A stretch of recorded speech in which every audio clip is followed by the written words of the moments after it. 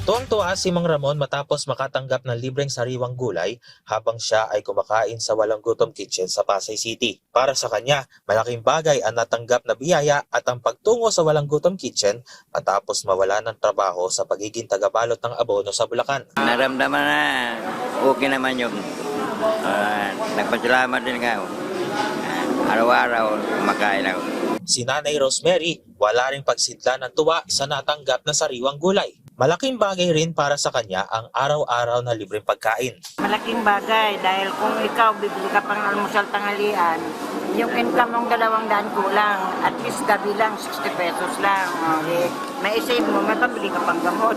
Ilan lamang sila sa mga nakatanggap na libreng gulay na binili ng Office of the President mula sa mga magsasaka ng La Trinidad, Benguet at Urdaneta City sa Pangasinan. Hating gabi ng Biyernes nang dumating ang aabot sa higit 1 toneladang gulay sa Walang Gutom Kitchen ng Department of Social Welfare and Development sa Pasay City. Isa ang Walang Gutom Kitchen ng DSWD sa mga nabahagi na ng nasa 20 tonelada ng gulay na binili ng Office of the President.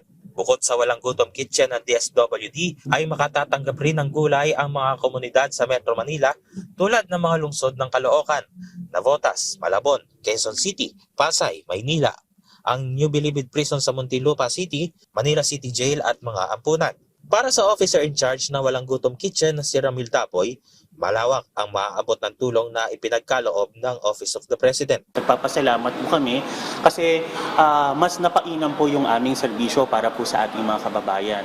Sa katunayan po, yung binigay po nating meal ngayong araw ay nagmula po sa donation po natin. And for this lunch operation, makakain po yung mga kababayan po natin ng mixed vegetable from the donation, and makapagbigay pa po tayo ng libreng gulay na pwede pong maiuwi ng mga pamilyang makakapasok po dito sa Walang Gutom Kitchen. Malaking tulong rin ang nasabing donasyon, hindi lamang para maibsan ang gutom, gayon din na matulungan na magkaroon ng kita ang mga magsasaka. May katuwang rin ang Walang Gutom Kitchen na kooperatiba para mapagkunan ng mga sariwang gulay. Dalawang bagay po yung natutugunan natin. Susuportahan ang sektor ng agrikultura, bibigyan po natin ng suporta yung mga kababayan pong nating vulnerable po dito sa Maynila. Nakikita rin ng DSWD na sustainable ang ganitong programa. Farmers na po ang naging kaagapay po natin pagdating sa pagsiserve